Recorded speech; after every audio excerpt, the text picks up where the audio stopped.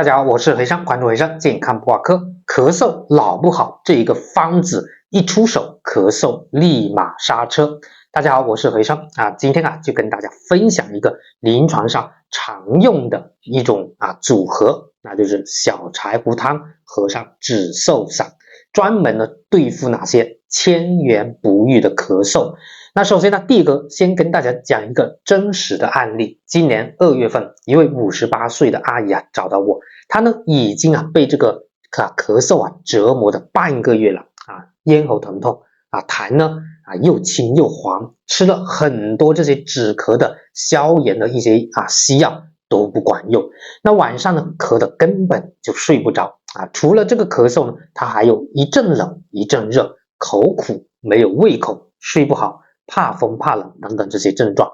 那我一看他这个舌头舌淡红苔薄白脉沉如，那根据呢寒热往来再加上口苦，我基本上判断他的一个病根不在肺而在少阳。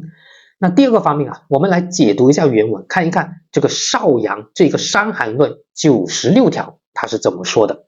伤寒5、6日往来寒热还有就是胸胁苦满，默默不易饮食，心烦喜呕，这些症状都是病在少阳。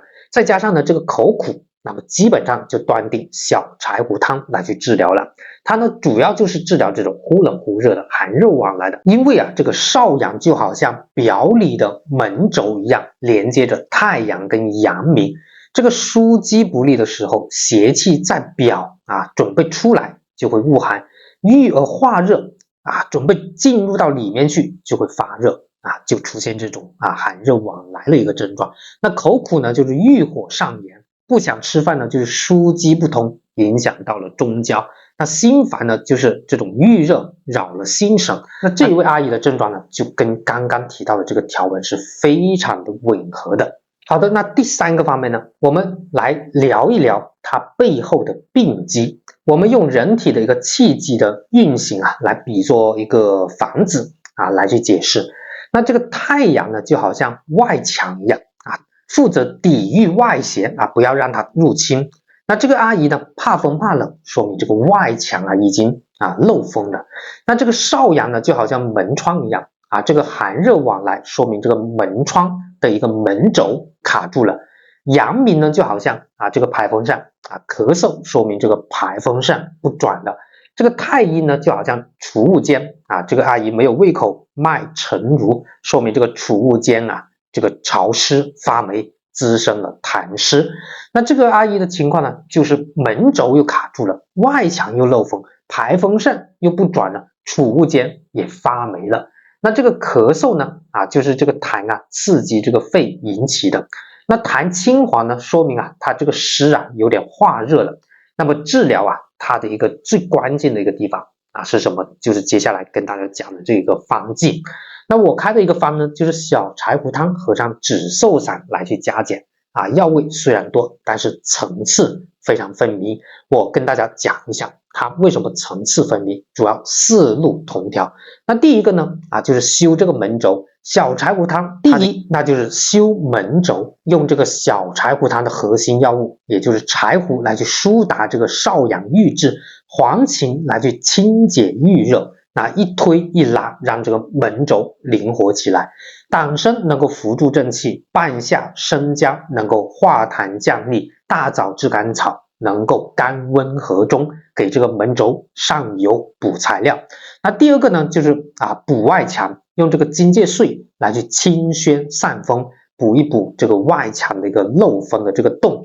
那桔梗呢能够这种身体肺气在药上行，能够呢化痰，还能够呢化痰利咽。那第三个就是修这个排风扇，用这个前胡来去降气化痰，杏仁苦降止咳，两味药来去恢复这个肺的肃降功能。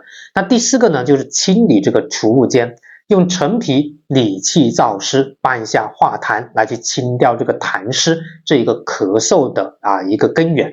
那么另外一个呢还有紫苑、百部、白钱来去专门止咳。那我们回到这一个案例，这一个阿姨吃了3剂药，那么2天之后回来复诊那么咳嗽就好转了70%，这个咽痛呢也减轻了，痰也变白了。那脉象呢比上一次稍微有利一点，但是呢还是有怕风，还是有往来寒热的感觉。那病情减轻了，但是呢病机还是没有变，原方不变，又开了几天。那么2周之后随访这个阿姨咳嗽已经痊愈了，这个咳嗽忽冷忽热，胃口都正常了，这表明呢找对病根，辨对六经，中药见效就很快。那么总之呢，这个咳嗽看似是肺的一个问题，但是呢实际上可能是因为少阳的一个问题导致的太阳阳明太阴的一个问题。小柴胡汤合上止嗽散，4路同调，让这个身体恢复平衡。那这就是中医的一个魅力，还有经方的智慧。